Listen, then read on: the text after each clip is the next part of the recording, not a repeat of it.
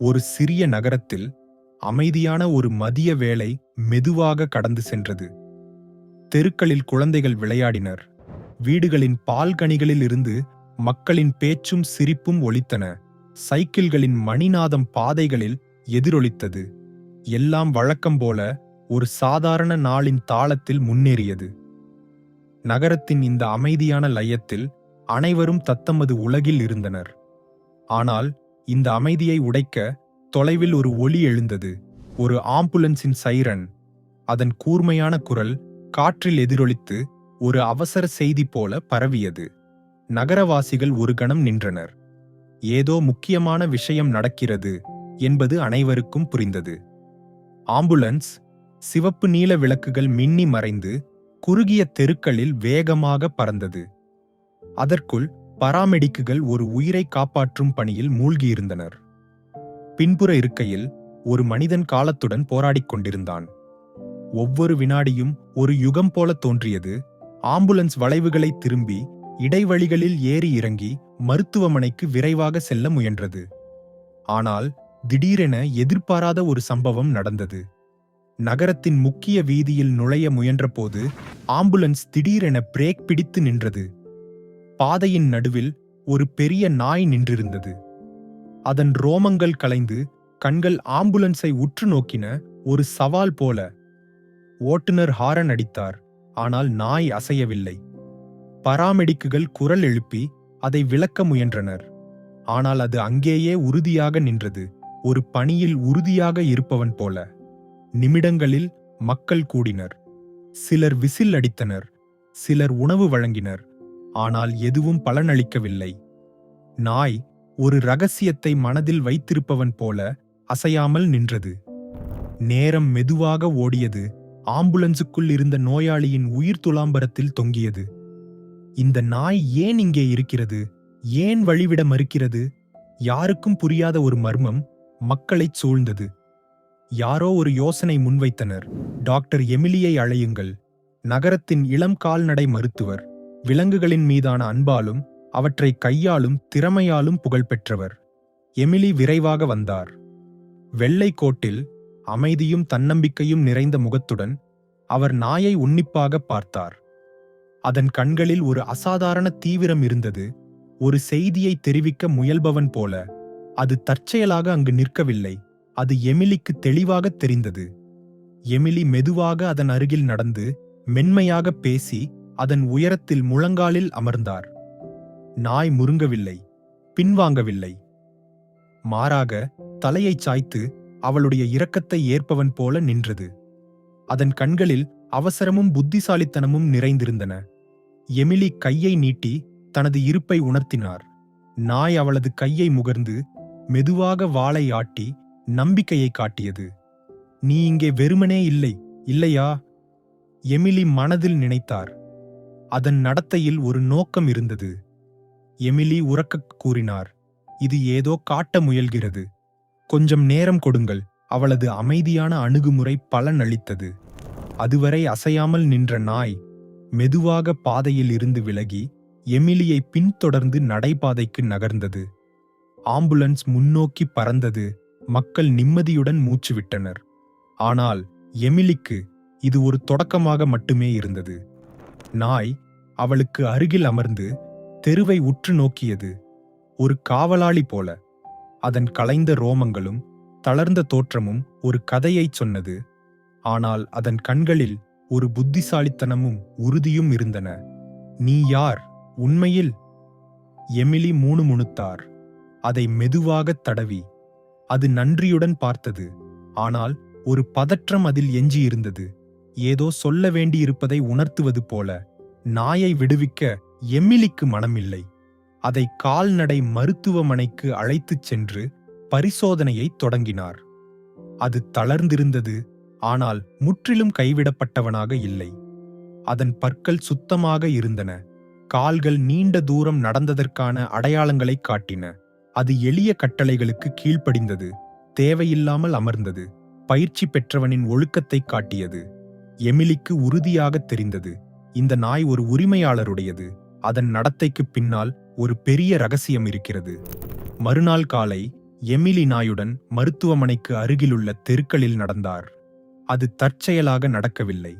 ஒவ்வொரு அடியும் ஒரு நோக்கத்துடன் இருந்தது. திடீரென ஒரு இடைவெளியின் முன் அது நின்று இருளின் முடிவை உற்று நோக்கியது, எமிலியை பின்தொடரச் சொல்வது போல. சரி, உன்னை நம்புகிறேன் என்று எமிலி கூறி அதை பின்தொடர்ந்தார். நாய் உறுதியுடன் நடந்தது, இடையிடையே மனம் பிடித்து ஏதோ தேடுவது போல. ஒரு வேலியில் துணியின் ஒரு துண்டு சிக்கியிருப்பதை எமிலி கண்டார். ஒரு ஜாக்கெட்டின் பகுதி கரிபடிந்த அடையாளங்களுடன். நாய் வாலை ஆட்டி அது முக்கியமானது என்பதை குறிப்பிட்டது.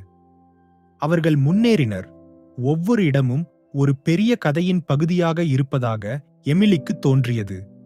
நாய் எமிலியை பழைய கிடங்குகளுக்கும், ஒரு பூங்காவில் எரிந்த தீயின் எச்சங்களுக்கும், கைவிடப்பட்ட ஒரு வீட்டுக்கும் அழைத்துச் சென்றது. ஒவ்வொரு இடத்திலும் தீ விபத்தின் அடையாளங்கள் இருந்தன. கரி படிந்த சுவர்கள், இரசாயனங்களின் வாசனை, எரிந்த துணித்துண்டுகள். எமிலி குறிப்புகள் எடுத்தார். ஒரு முறையை அடையாளம் கண்டார். இந்த நாய் தற்செயலாக இந்த இடங்களுக்கு செல்லவில்லை, அது ஒரு பாதையை பின்தொடர்ந்தது. நாட்கள் கடந்தன. எமிலி நாயைப் பற்றி விசாரிக்கத் தொடங்கினார். நகரத்தின் ஒரு தீயணைப்பு வீரர் ஒரு துப்பு கொடுத்தார். இந்த நாய் மைக்கேலின்படியாக இருக்கலாம். மைக்கேல், ஒரு மரியாதைக்குரிய தீயணைப்பு வீரர், மக்களின் இதயங்களில் இடம் பிடித்தவர், சில வாரங்களுக்கு முன் மர்மமாக மறைந்திருந்தார். படி, மைக்கேலின் விசுவாசமான தோழனாக இருந்தவன், தீ விபத்துகளில் இரசாயனங்களை கண்டறிய பயிற்சி பெற்றவன். மைக்கேல் மறைந்தபோது படியையும் யாரும் பார்த்திருக்கவில்லை. எமிலியின் இதயம் வேகமாக துடித்தது. படி மைக்கேலின் பாதையை பின்தொடர்கிறான். நகரத்தின் தீ விபத்துகளை விசாரித்த மைக்கேலின் பாதையை. படி எமிலியை அழைத்துச் சென்ற ஒவ்வொரு இடமும் மைக்கேல் விசாரித்த தீ விபத்துகளுடன் தொடர்புடையவை. ஒரு பழைய கிடங்கில் எமிலி மைக்கேலின் FS என்ற முத்திரையுடன் ஒரு தீயணைப்பு வீரரின் தொப்பியைக் கண்டார். படி தனது வாளை மெதுவாக ஆட்டி அவர்கள் சரியான பாதையில் இருப்பதை குறிப்பிட்டான். ஒரு நாள் படி எமிலியை நகரத்தின் வெளியே உள்ள ஒரு பெரிய கிடங்குக்கு அழைத்துச் சென்றான். பாசி படர்ந்த சுவர்களும் துருப்பிடித்த உலோக கதவும் ஒரு பயமுறுத்தும் சூழலை உருவாக்கின. படி ஒரு கணம் கூட தயங்காமல் கதவை கடந்து உள்ளே நடந்தான். எமிலி கையில் ஃபிளாஷ்லைட் வைத்து அவனை பின்தொடர்ந்தார். கிடங்குக்குள் ஈரமும் எரிந்த மரத்தின் வாசனையும் கலந்த ஒரு நாற்றம் நிறைந்திருந்தது. படி மனம் பிடித்து வேகமாக முன்னேறினான். திடீரென ஒரு மூலையில் இருந்து ஒரு மங்கலான ஒலி கேட்டது. ஒரு மனிதனின் முனகல், பலவீனமாகவும் தொலைவாகவும். எமிலியின் இதயம் வேகமாக துடித்தது. படி ஒரு குரைப்பு எழுப்பி ஒலியின் திசையை நோக்கி ஓடினான். கிடங்கின் ஒரு மூலையில் ஃபிளாஷ்லைட்டின் வெளிச்சத்தில் எமிலி மைக்கேலை கண்டார். அவன் தரையில் கிடந்தான், பலவீனமாகவும் காயமடைந்தவனாகவும், ஆனால் உயிருடன். படி அவனருகில் ஓடி முகத்தை நக்கி மகிழ்ச்சியுடன் வாளை ஆட்டினான். மைக்கேல் கஷ்டத்துடன் கண்களை திறந்து முகத்தில் ஒரு புன்னகையை வரவழைத்தான். எமிலி விரைவாக அவசர சேவையை அழைத்து மைக்கேலின் நிலையை பரிசோதித்தார். ஆம்புலன்ஸ் வரும் வரை மைக்கேல் பலவீனமான குரலில் தனது கதையைச் சொன்னான். நகரத்தின் தீ விபத்துக்களை விசாரிக்கும்போது அவன் ஒரு பெரிய சதியை கண்டறிந்திருந்தான். யாரோ வேண்டுமென்றே தீ வைத்திருந்தனர், ஒரு குறிப்பிட்ட இரசாயனத்தை பயன்படுத்தி. கிடங்கில் அவன் முக்கியமான ஆதாரங்களைக் கண்டார். ஆனால் தாக்கப்பட்டு இறந்துவிட்டதாக கருதப்பட்டு அங்கே கைவிடப்பட்டான். ஆனால் படி தனது உரிமையாளரை கைவிடவில்லை. அவன் மைக்கேலை கண்டறிய எமிலியை வழிநடத்தினான். ஆம்புலன்ஸ் வந்து மைக்கேலை மருத்துவமனைக்கு அழைத்துச் சென்றது. படி ஒரு கணம் கூட அவனை விட்டு விலகாமல் அருகில் நடந்தான். மைக்கேல் மருத்துவமனையில் மீட்பு பாதையில் இருந்தபோது எமிலி ஒரு அதிர்ச்சியான உண்மையை உணர்ந்தார். ஆம்புலன்ஸை தடுத்த போது படி ஒரு குறிப்பிட்ட வாசனையை அடையாளம் கண்டிருந்தான். தீ விபத்துக்கு பயன்படுத்தப்பட்ட இரசாயனத்தின் வாசனை. ஆம்புலன்ஸில் இருந்த நோயாளி ஒரு விபத்தில் சிக்கியவன் இல்லை, அவனே தீ விபத்துகளுக்கு பின்னால் இருந்த குற்றவாளி. மைக்கேலின் தகவல்களையும் எமிலியும் படியும் சேகரித்த ஆதாரங்களையும் பயன்படுத்தி காவல்துறை குற்றவாளியை கண்டறிந்தது. மருத்துவமனையில் அவனது ஆடைகளில் இரசாயனத்தின் எச்சங்கள் கண்டறியப்பட்டு குற்றம் நிரூபிக்கப்பட்டது. படி தனது உரிமையாளரை காப்பாற்றியதைத் தாண்டி நகரத்தை ஒரு பெரிய பேரழிவில் இருந்து காத்தான். நகரம் படியை ஒரு ஹீரோவாக கொண்டாடியது. மேயர் ஒரு பிரம்மாண்ட விழாவில் படிக்கு தைரியத்துக்கான பதக்கம் வழங்கினார். மக்கள் தங்கள் செல்லப்பிராணிகளுடன் படியை கொண்டாட வந்தனர். மைக்கேல் மீட்பு பாதையில் படியை தனது காப்பாளராக விவரித்தார். எமிலி படியின் கதையில் ஒரு பகுதியாக இருந்ததில் பெருமைப்பட்டார். படியின் கதை நகரத்தைத் தாண்டி உலகெங்கும் பரவியது. அவன் விசுவாசத்தின் மற்றும் தைரியத்தின் சின்னமாக மாறினான்.